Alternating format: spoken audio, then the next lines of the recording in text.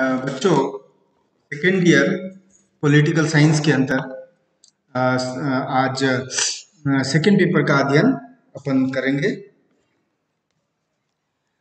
Second paper में देखिए, जो मैं अपने गत व्याख्यान में आपको बता रहा था कि कैसे मौलिक अधिकार एक प्रमुख सिद्धांत है जिसको भारतीय संविधान ने बहुत ही उच्च स्थान दिया है। और मौलिक अधिकार किस किस प्रकार व्यक्ति को, नागरिकों को प्रदत्त है राज्य के द्वारा और संविधान के द्वारा संरक्षित है। प्लस मौलिक अधिकारों का विकास कैसे हुआ, सिद्धांत है क्या, इसका अर्थ क्या है, इसके बारे में अपन ने विस्तार से चर्चा की थी।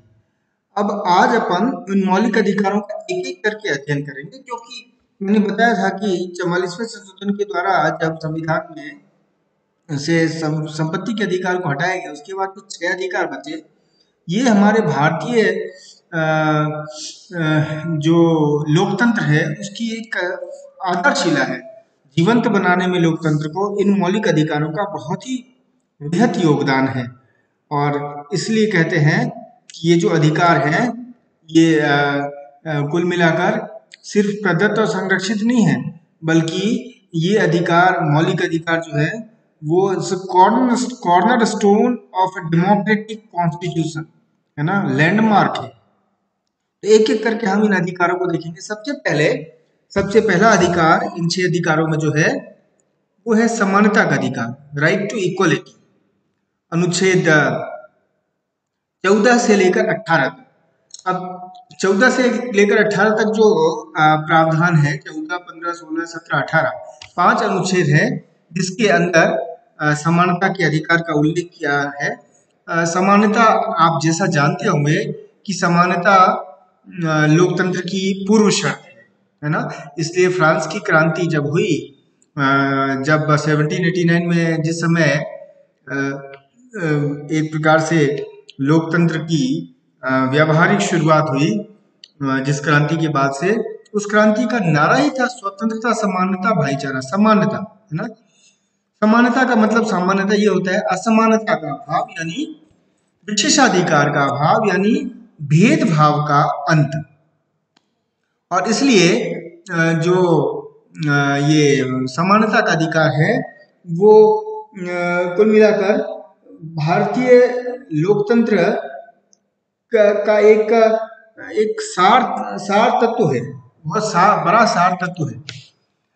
इसलिए इस अनुच्छेद को बहुत ज्यादा डिस्कस किया गया है संविधान के विभिन्न व्याख्याओं में। सर्वोच्च न्यायालय ने इन अनुच्छेदों पर अपने बहुत ज्यादा प्रकाश डाले हैं और कई तरह की नई बात भी निकल कर आई है पिछले 7 दशकों में, तो उसको भी अपन देखेंगे। अनुच्छेद 14 के अंतर्गत जो है वो सबसे पहले जो मेन मुख्य बात है अनुच्छेद 14 के अंतर्गत समानता की, वो है कानून के समक्ष समानता और कानून का समान संरक्षण। कानून के समक्ष समानता और कानून का समान संरक्षण।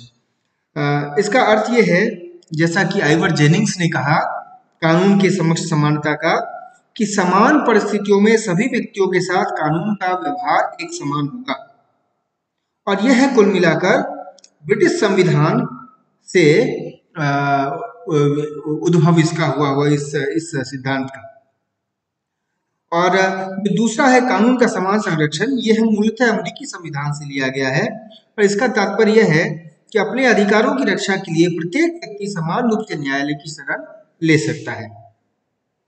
अब ये स्पष्ट है कि इसमें कानून के समक्ष समानता और कानून का समान संरक्षण यह भेदभाव का अंत करता है और यह रूल ऑफ लॉ, विधि का शासन, यानी कानून की सर्वोच्चता की स्थापना करता है। और ये जो कानून की सर्वोच्चता है, रूल ऑफ लॉ है, जैसा कि मैंने पहले भी बताया था, वो दैट इज द एसेंस, वो बहुत लोकतंत्र का सार तत्व है। बिना विधि का शासन, बिना कानून की सर्वोच्चता के, संविधान की सर्वोच्चता के हम एक सफल लोकतंत्र की कल्पना संभवतः नहीं कर सकते हैं।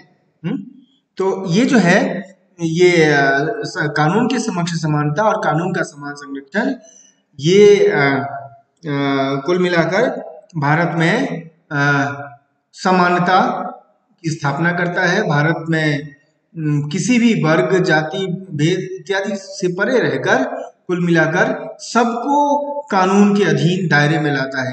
कानून से ऊपर कोई नहीं, यानी कि कानून बनाने वाला भी नहीं, संसद के सदस्य भी उसी कानून की जद, उसी कानून के दायरे में आते हैं जिसको वो बनाते हैं, है ना। तो ये अनुच्छेद 14 इट्स वेरी इंपॉर्टेंट, कानून के समक्ष समानता, है ना।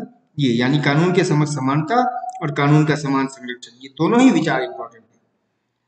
जो दूसरा अनुच्छेद है समानता के अधिकार के अंतर्गत, वो है अनुच्छेद 15। अनुच्छेद 15 ये क्या है? धर्म, नस्ल, जाति, लिंग या जन्म स्थान के आधार पर भेदभाव का निषेध। मैंने कहा था समानता का अर्थ होता है असमानता का अंत और सभी प्रकार के भेदभाव का भी अंत। तो अनुच्छेद 15 राज्य को यह पाबंद करता है कि वह धर्म, जाति, नस्ल, लिंग, जन्म स्थान इत्यादि के आधार पर अपने नागरिकों के बीच किसी प्रकार का भेदभाव नहीं करेगा, ना। और कानून के द्वारा सभी प्रकार के नागरिकों के साथ सार्वजनिक स्थानों के सभी जो एक्सेस पॉइंट्स हैं, पब्लिक प्रॉपर्टी के एक्सेस पॉइंट्स हैं, चाहे वो जो विभिन्न जल राशियां होती है, कुएं, स्नान गृह, सड़क, दुकान, होटल, ये सभी जो है इस पर एक्सेस के मामले में, इस पर पहुंच के मामले में किसी प्रकार का भेदभाव किसी भी नागरिक से नहीं किया जाएगा। और ये बहुत इंपॉर्टेंट है क्योंकि हम देखते हैं कि दुर्भाग्य से भारतीय समाज में ऐसी असमानता रही है, अस्पृश्यता भी रही, जहां पर जो ऐतिहासिक कारणों से, ऐतिहासिक विकृतियों के कारण से समाज में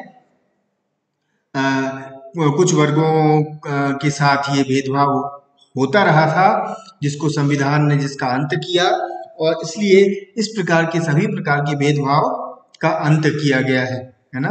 हम अंबेडकर के संघर्ष को भी जानते हैं ऐसे ही सामाजिक भेदभाव के संदर्भ में। तो उन सबको ध्यान में रखकर संविधान ने बहुत ही संवेदनशीलता के साथ इस अनुच्छेद को फ्रेम किया और इस अनुच्छेद के अंतर्गत सबको समान अधिकार दिया है, किसी प्रकार का कोई भी भेदभाव नहीं होगा उपरोक्त आधार पर। और इसलिए सर्वोच्च न्यायालय ने इसकी व्याख्या, इन सभी अनुच्छेदों की व्याख्या होती रहती है। सर्वोच्च न्यायालय ने 2014 में अपने एक बहुत बड़े निर्णय में यहाँ तक कि जो ट्रांसजेंडर्स होते हैं, किन्नर होते हैं, उनको भी एक अलग जेंडर की का दर्जा दिया, है ना। और उनके लिए बहुत सारे आरक्षण, रोजगार इत्यादि की व्यवस्था की, है ना। और इसी तरह से और भी बहुत सारे प्रकरणों में सर्वोच्च न्यायालय ने अनुच्छेद 15 की बहुत विस्तृत व्याख्या की। अब आता है अनुच्छेद 16, है ना। अनुच्छेद 16 बहुत इंपॉर्टेंट है। अनुच्छेद 16 के प्रावधानों के तहत ही कुल मिलाकर आरक्षण का विषय है, रोजगार में आरक्षण, और जिसके कारण से कई बार यह जो आर्टिकल या अनुच्छेद है वह वाद विवाद और व्यापक विमर्श का हिस्सा रहा है भारत, समकालीन भारत में। इस अनुच्छेद के अनुसार राज्य के अधीन जो सार्वजनिक रोजगार है, जिसको कि हम सामान्य भाषा में सरकारी नौकरी कहते हैं, सार्वजनिक रोजगार, इसमें सभी के साथ समान, सभी को समान अवसर दिया जाएगा। सभी को किसी के साथ किसी भी प्रकार का भेद नहीं किया जाएगा। सभी सरकारी नागरिकों, सभी नागरिकों को सरकारी पद पर नियुक्ति के समान अवसर प्राप्त होंगे। और इस संबंध में धर्म, जाति, लिंग, जन्मस्थान, वंश इत्यादि किसी के आधार पर सार्वजनिक नौकरी प्रदान करने के मामले में भेदभाव नहीं किया जाएगा। और लेकिन इसी अनुच्छेद के तहत एक उपधारा है जिसके अंतर्गत ये कहा गया है कि यदि संसद, यानी संसद चाहे तो किसी भी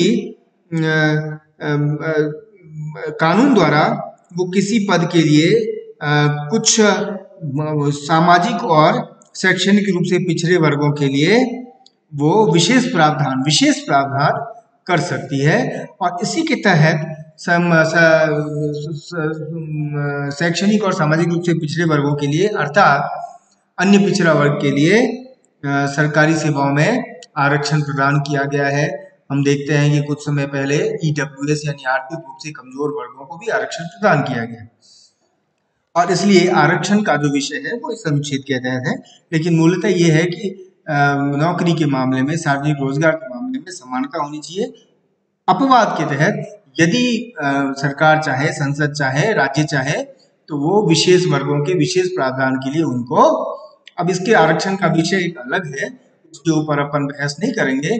उसके ऊपर हम देखते हैं कि महाविद्यालय में अक्सर वो डिबेट कॉम्पिटिशन्स होती है, और कई प्रकार की आशुभाषण प्रतियोगिताएं और विभिन्न प्रतियोगिता होती है जिसमें बच्चों को अवसर मिलता है कि वो अपने विचारों को प्रकट करें। लेकिन इस समय जो है विषय के आधार पर हम कह सकते हैं कि अनुच्छेद 16 के अंतर्गत ही आरक्षण का प्रावधान है, और इसमें अवसर की समानता दी गई। ठीक है, इसके बारे में कभी हम और डिस्कस करेंगे, इसकी प्रोस एंड कॉन्स को और इसके पूरे संपूर्ण प्रक्रिया। अब जो अनुच्छेद 17 है समानता के अधिकार के अंतर्गत, वो है अस्पृश्यता का निषेध, यानी छुआछूत का अंत। भारतीय समाज यूं तो वैदिक काल से बहुत ही सशक्त सक्षम रहा, लेकिन कालांतर में अनेक कारणों से दुखद है, ये बहुत ही दुर्भाग्यपूर्ण है कि भारत में छुआछूत एक प्रकार से स्थापित हो गई, और समाज के ही, अपने ही समाज के लोगों के साथ कुछ वर्गों के द्वारा बहुत ही ज्यादा अस्पृश्यता का प्रैक्टिस किया जाने लगा था, जिसके खिलाफ इतिहास में अनेक महापुरुषों ने आंदोलन किए, उसके खिलाफ आवाज उठाई। चाहे हम ज्योतिबा फूले का नाम लें, या हम नारायण गुरु का नाम लें केरल में, या महात्मा गांधी का नाम लें, डॉक्टर भीमराव अम्बेडकर का नाम लें, तो ये जो है ना, ये अनेक स्तरों पर इस कुप्रथा का विरोध होता रहा था पहले भी। और संविधान जब बना तो सबसे पहले ये माना गया कि समानता के अधिकार की स्थापना तब तक नहीं हो सकती जब तक इस कुप्रथा का अंत न कर दिया जाए, और इसलिए अनुच्छेद 17 के अंतर्गत अस्पृश्यता को पूर्णतः एक दंडनीय अपराध बनाया गया, और इसी अनुच्छेद को लागू करने के लिए संसद ने 1955 में अस्पृश्यता अपराध कानून बनाया, और इसके तहत अस्पृश्यता एक दंडनीय अपराध घोषित किया गया। इस अस्पृश्यता विरोध निरोधक कानून में, अस्पृश्यता अपराध अधिनियम में 1955 के बाद से कई बार संशोधन भी हुए हैं, 2002 में, 2003 में, इससे पहले 1975 में और 75 में, और बहुत सारे, उसके बाद फिर सर्वोच्च न्यायालय के निर्देश जो हुए 2018 में, उसके बाद जिसके बाद बहुत सारा एक विवाद भी छिड़ा, उसके बाद पुनः इसमें संशोधन किया गया। तो ये संशोधन, ये सारा कानून और इसके से रिलेटेड संशोधन मूलतः अस्पृश्यता का अंत करना चाहते हैं, और भारतीय संविधान में जो अस्पृश्यता या छुआछूत से ग्रस्त, छुआछूत से पीड़ित लोग रहे हैं, वर्ग रहे हैं, उनको एक संरक्षण भी संविधान के द्वारा दिया गया। अनुच्छेद 18 समानता के अधिकार का अंतिम अनुच्छेद है, और वो है उपाधियों का अंत, यानी ब्रिटिश काल में जो उपाधियां दी जाती थी, जैसे राय बहादुर चौधरी और बहुत सारे ऐसी उपाधियां जो कुल मिलाकर औपनिवेशिक उपाधियां थी, यानी उपनिवेशवाद, औपनिवेशिक ताकत के प्रति जो वफादारी करेगा उसको वो अनेक कारणों से उपाधियां दी जाएगी, तो ये असमानता का सूचक होता था, मान लिया गया। तो इसलिए भारत में जब संविधान लागू हुआ उसके बाद से समस्त ऐसी उपाधियों का जिससे असमानता का बोध होता है, जो पहले औपनिवेशिक सत्ता में दी गई थी, उसका उन्मूलन कर दिया गया। हालांकि सर्वोच्च न्यायालय ने बार बार स्पष्ट किया कि जो भारत के नागरिक और सैन्य सम्मान हैं, जो सिविल एंड गैलेंट्री अवार्ड्स हैं, वो इस उपाधियों की श्रेणी में नहीं आते हैं, और इसलिए वो जारी रहेंगे। ये जो खासकर सिविल अवार्ड्स हैं, जो नागरिक सम्मान है, भारत रत्न, पद्म विभूषण, पद्म भूषण, पद्मश्री, ये, और गैलेंट्री अवार्ड जैसे परमवीर चक्र, वीर चक्र, अशोक चक्र, तो वो जो है ना, वो इसकी श्रेणी में नहीं आते हैं, इसलिए उस पर कोई पाबंदी नहीं होगी। लेकिन अन्यथा सभी प्रकार की उपाधियों का अंत कर दिया गया। ये सभी अनुच्छेद बच्चों समानता के अधिकार से संबंधित है। यदि हम इसको पढ़ें तो अपने को स्पष्ट होगा कि समानता का अधिकार कुल मिलाकर भारत में एक भेदभाव रहित समाज की स्थापना के लिए किया गया सार्थक प्रयास।